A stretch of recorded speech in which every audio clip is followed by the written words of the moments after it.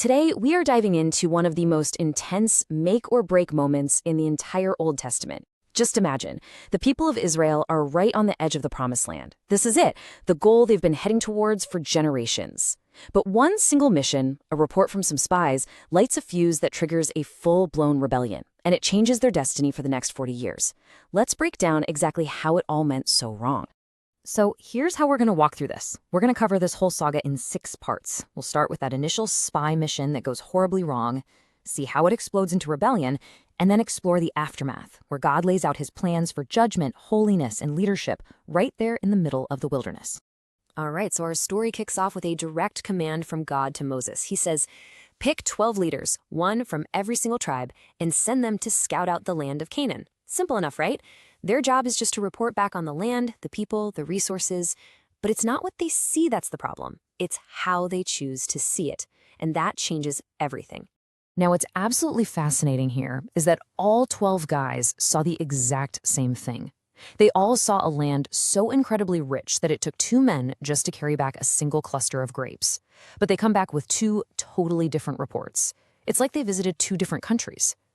You've got Joshua and Caleb, who saw everything through the lens of God's promise. They're fired up, saying, "Let's go up right now and take it." But the other 10, they saw it all through the lens of fear. For them, those big cities and strong people weren't a challenge. They were a brick wall. And this one quote just nails the heart of the problem. Their fear completely warped how they saw themselves. They said, "We were like grasshoppers in our own sight." Think about that. Their lack of faith in God completely destroyed their own self-image, and then they just projected that insecurity onto their enemies. They decided they were small, so they assumed the giants saw them as small too.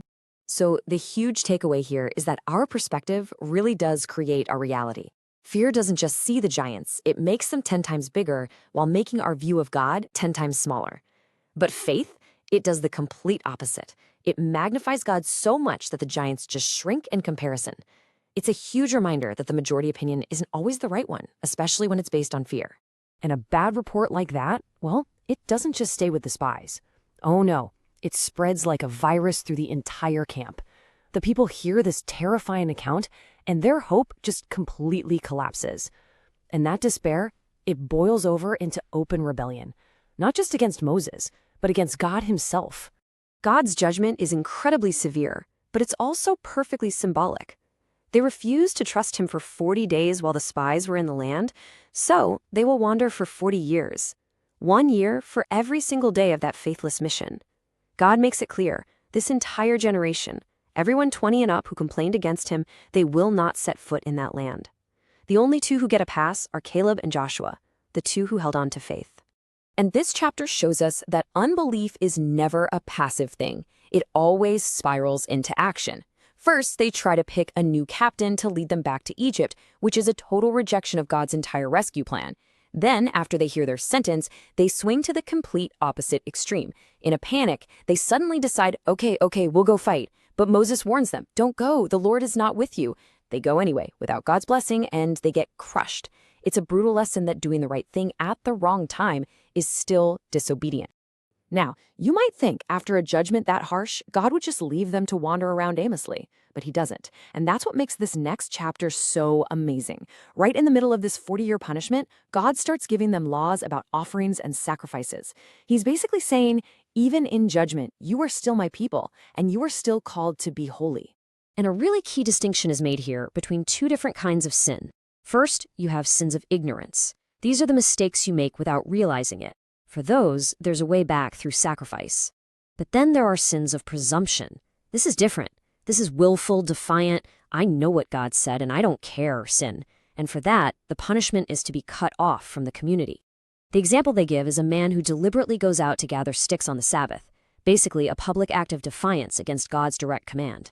So to help them remember all this, God gives them a really practical, everyday reminder. He tells them to put fringes with a blue cord on the corners of their clothes. The reason? It was brilliant.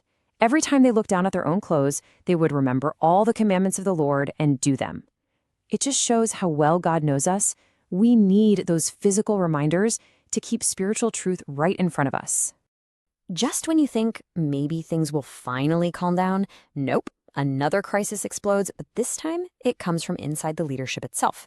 A Levite named Korah, along with a few other guys and 250 well-known community leaders, stages a direct challenge to Moses and Aaron's authority.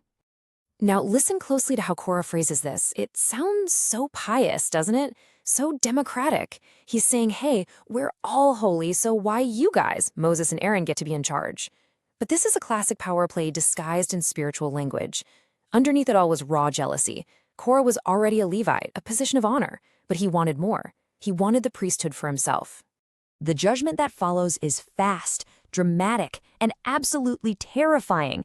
Moses says God is going to do a new thing, and boy does he.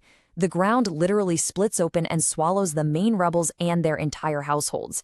Then fire comes down from God and consumes the 250 leaders who were trying to offer incense.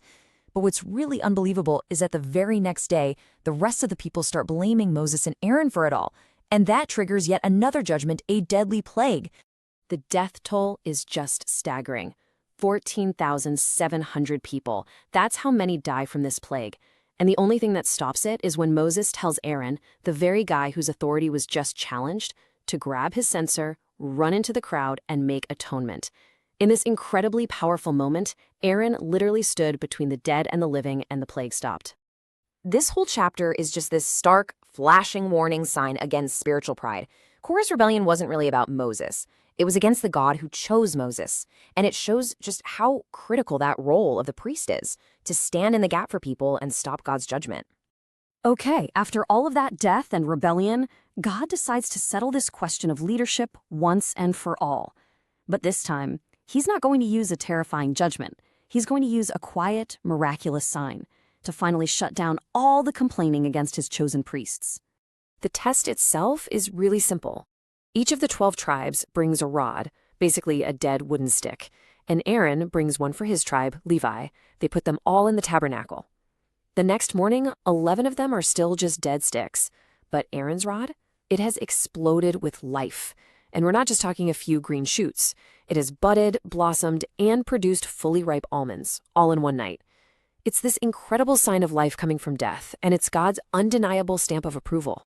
So, with Aaron's leadership now miraculously confirmed, God uses this next chapter to lay out the specifics. He establishes his divine org chart, basically. He clearly defines the duties, responsibilities, and provisions for both the priests and the rest of the tribe of Levi. And the roles are very clear. You have the priests, who are Aaron's sons. They have the highest responsibility, they serve at the altar, and handle the most sacred objects. Then you have the other Levites. They are given as a gift to help the priests, taking care of the tabernacle and its furnishings. Their provision is also different. The priests get a portion of the sacred offerings, while the Levites are supported by the tithes from all the other tribes. Now, when the people finally enter the Promised Land, every other tribe gets a piece of land as their inheritance. But the priests and Levites, they don't.